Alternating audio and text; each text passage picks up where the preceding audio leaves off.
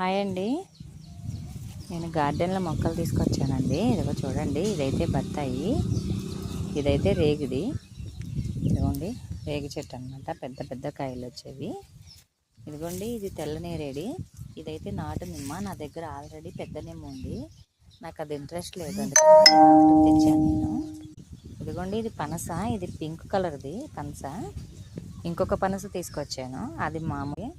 ఇదిగోండి మామూలు పనస ఇది, ఇప్పుడు నాటిస్తూ ఉన్నాను నేను. ఇదిగోండి అంజీరా ఒకటి నాటాము, స్టార్ ఫ్రూట్ ఒకటి నాటాము.